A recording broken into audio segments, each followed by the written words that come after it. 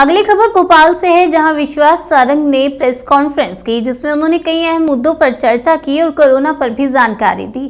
Corona पर जानकारी देने के साथ साथ कमलनाथ पर भी जमकर हमला बोला। क्या कुछ कहा उन्होंने, आइए आपको सुनाते हैं।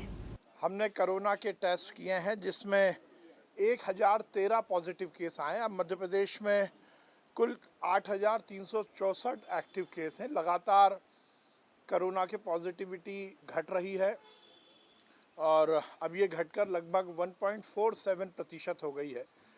हमने देखा है पिछले हफ्ते में रोज डेली पॉजिटिविटी बहुत कम हुई है, रिकवरी रेट बढ़ा है। ये हम सबके लिए बहुत संतोषजनक है और इसीलिए अब लगभग हर एक्टिविटी शुरू हो गई है।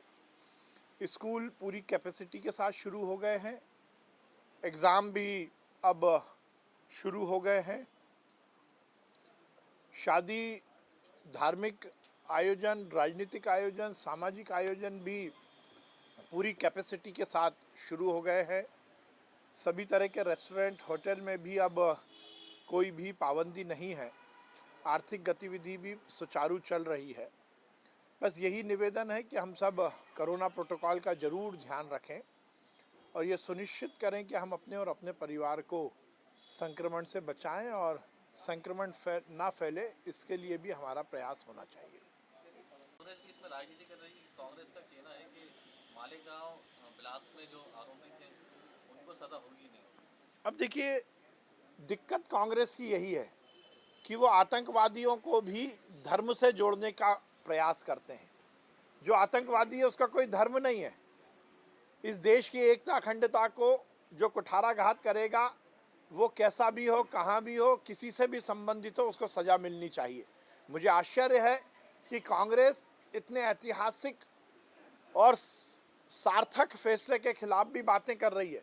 आज कल देश के इतिहास में दर्ज हुआ और पूरी दुनिया को हमारी आतंकवाद के खिलाफ जो कटिबद्धता है उसका स्थापन हुआ है कि भारत इस देश में या दुनिया में कहीं भी आतंकवाद को संरक्षण नहीं देगा।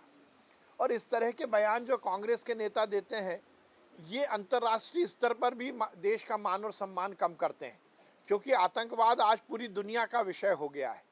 यदि किसी एक देश में आतंकवादी घटना होती है तो उसके तार दूसरे देशों से जुड़े रहते हैं और ग्लोबली पूरी दुनिया ने आतंकवाद के खिलाफ एक मंच पर आकर आवाज़ बुलंद की है और उसमें हिंदुस्तान अग्रसर के रूप में आया है। पर कांग्रेस के नेता अपनी तुष्टीकरण की राजनीति के कारण, अपनी राजनीतिक रोटी सेकने के कारण इस तरह के बयान देते हैं जो आतंकवादियों को संरक्षण तो देते ही है, पाकिस्तान जैसे आतंक को पनाह देने वाले देशों को भी संरक्षण देने की बात करते हैं, तो हिंदुस्तान का मान और सम्मान पूरी दुनिया में कम करते हैं। मुझे लगता है इससे दुर्भाग्यपूर्ण और कुछ हो नहीं सकता। मैं कोर्ट के निर्णय को साधुवाद करता हूं और हम सब देशवासियों की जो कटिबद्धता है कि आतंकवाद को हम इस देश में पनपने नहीं देंगे, उस संकल्प को दोहराते हुए मैं कोर्ट को बहुत बधाई देता हूँ।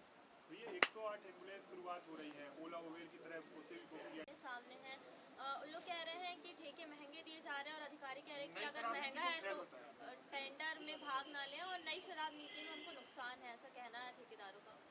किससे कह रहे हैं ठेकेदार, ये मुझे ज्ञात नहीं है।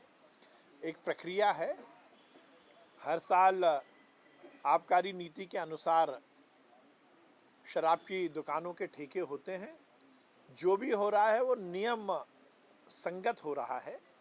यदि किसी को कोई दिक्कत होगी तो जो संबंधित विभाग है वो उसकी दिक्कत का समाधान करेगा। ये भारतीय जनता पार्टी की सरकार है, यहाँ पारदर्शिता, सुशासन हमारी प्राथमिकता है और ये वो कांग्रेस की सरकार नहीं है कि मुख्यमंत्री निवास में बैठकर कोई एक मंत्री सभी ठेकेदारों को बुलाकर एक प्रकार से ग्रुप बनाता था और उसमें कमलनाथ जी और वो मंत्री जी भी शामिल हो जाते थे। ये भारतीय जनता पार्टी की सरकार है, यहाँ सब कुछ पारदर्शिता के साथ होता है और यदि किसी को कोई दिक्कत होगी तो संबंधित विभाग उसका निराकरण करेगा। सर, कोर्ट ने ऐतिहासिक फैसला दिया